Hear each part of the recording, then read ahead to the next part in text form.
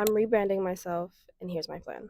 Lately, I've been feeling very blah in multiple areas of life. I feel like it's just time for a rebrand. There's things I've been wanting to get into, and I think that it's finally time that I tackle them one area at a time. So here's to episode 1 of my TLC series, where I take time to find products and implement routines to give myself the tender loving care that I so rightfully deserve and step into a more structured and intentional lifestyle. Keeping up with self-care has always been a bit of an issue for me, but I've always wanted to get into it. I feel like it's a good form of discipline, adds a little bit of structure to your day, and ultimately it'll yield positive results that'll make me happy in the long run. So to tap into my new self-care journey, we're going to be starting off with skincare. I've never really had problem skin, so to speak, but in recent years there's been more things that have popped up that I feel like need to be addressed. I classify my skin as dry, kind of sensitive, got some texture going on, and definitely have some hyperpigmentation. My current skincare routine is basically non-existent. I was at some point using La Roche-Posay AP Lip Car Wash, Good Molecules Niacinamide Toner, and their discoloration serum.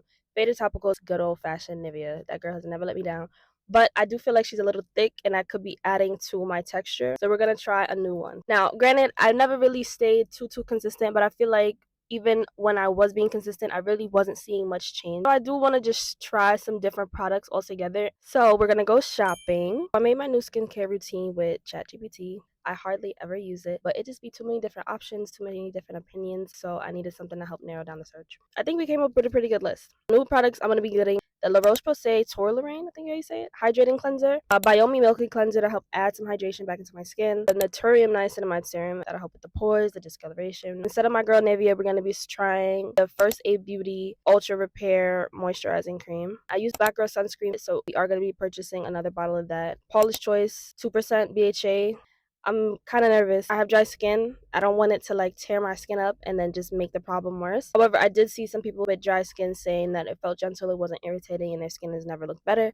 So we're going to give it a shot. Like I said, I used the topicals fader before. I felt like that was actually really helping lighten up my dark spots. So we're going to re-up on that. I'm about to head to the mall. It's got Ulta, Sephora, and Target. If you have any good product recommendations, let me know. I'm going to be trying to stay consistent with these for at least like 2 to 3 months. But in the event that they don't work, I will be taking notes on whatever products y'all suggest so I can try to implement them if need be. But anyways, I'm excited to see how this goes. The ultimate goal of this series is really for me to spend some time on myself, pouring back into me, and just doing things that are going to make me look and feel good. If you're interested in any of that, stay tuned for the rest of this series. Let's get into some self-care.